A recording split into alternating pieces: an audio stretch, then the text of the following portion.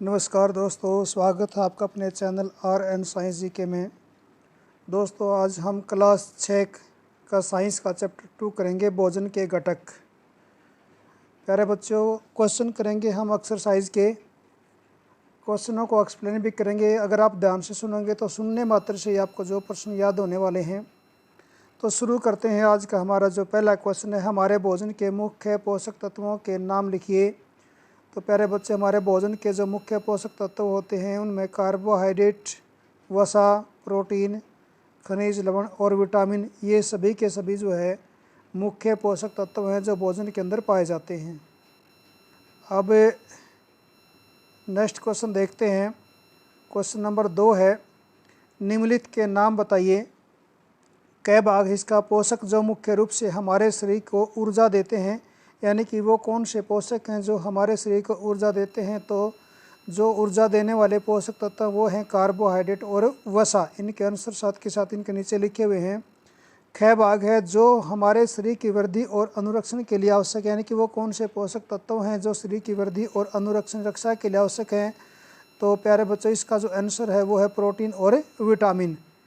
तीसरा ग भाग देख लेते हैं। हमारे विटामिन, वह विटामिन जो हमारी अच्छी दृष्टि के लिए आवश्यक है, यानी कि आँखों की अच्छी दृष्टि के लिए जो विटामिन होता है वो विटामिन ए है, जो इसका आंसर लिखा है विटामिन ए। प्यारे बच्चों, यहाँ ध्यान देने की बात है, विटामिन ए का टी जो गलती से लिखा गया, तो इसका सही आंसर क्या है, विटामिन ए। अपना टी को इसको छोड़ देना है।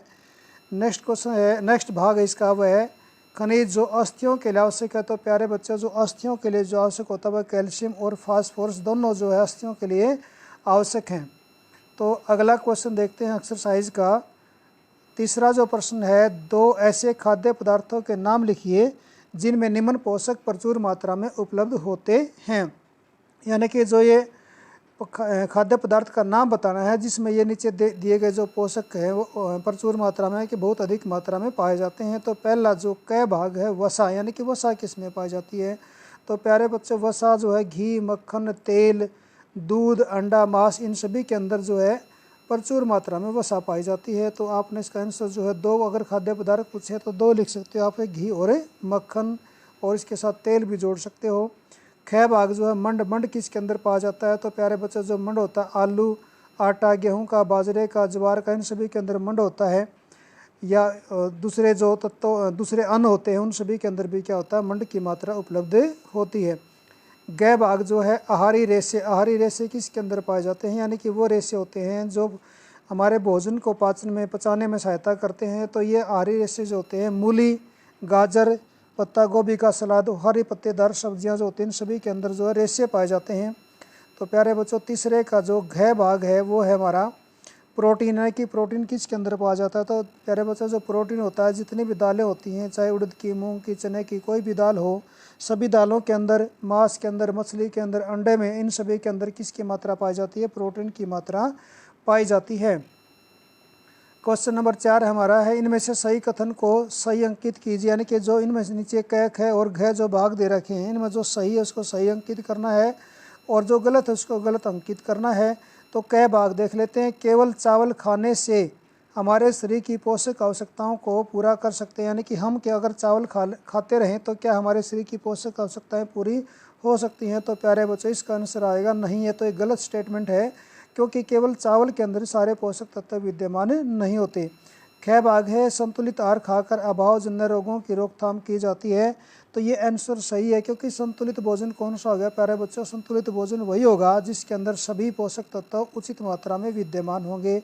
अगर विद्यमान होंगे तो वो अभावजन्य रोगों की रोकथाम भी कर सकता है। तो ये ख भाग जो आंसर सही है। ग भाग है प्यारे बच्चों, शरीर के लिए संतुलित आहार में नाना प्रकार के खाद्य पदार्थ होने चाहिए।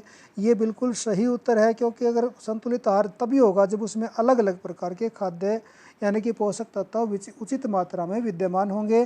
तो ग भाग भी जो है वो क्या है, सही है। तो इसके अपना सामने आपने सही का निशान लगाना है।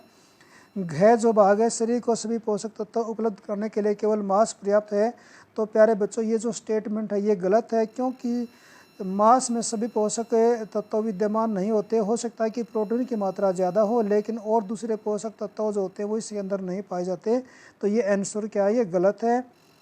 एक्सरसाइज का 5वां क्वेश्चन देखते हैं, और ये लास्ट क्वेश्चन एक्सरसाइज का।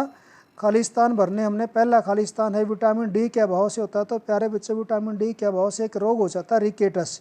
तो पहले के अंदर जो नाम आएगा वो कौन सा आएगा? रिकेटस, विटामिन डी के अभाव से होने वाला एक रोग है। ख भाग देख लेते हैं। तो खालिस्तान की कमी से बेरीबेरी नामक रोग हो जाता है। तो स्टूडेंट्स बेरीबेरी नामक जो रोग होता है विटामिन बी की जो कमी से होता है। तो इसका जो आंसर आ गया वो कौन सा आ गया? Vitamin B. घ जो भाग है विटामिन सी के अभाव से खालिस्तान नामक रोग हो जाता है। यानी कि सी के अभाव से अगर भोजन के अंदर विटामिन सी की मात्रा नहीं है तो उसमें जो सकरवी नामक रोग होने की संभावना ज़्यादा होती है। तो सही आंसर कौन सा आ गया? सकरवी नामक रोग।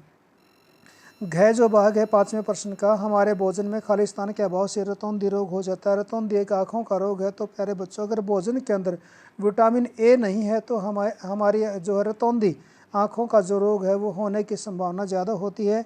तो प्यारे बच्चों मैंने आपको आज ये प्रश्न कराए हैं पाठ 2 जो है विज्ञान का कक्षा 6 का। उम्मीद है कि प्रश्न आपको पसंद आ गए, समझ भी आ गए होंगे।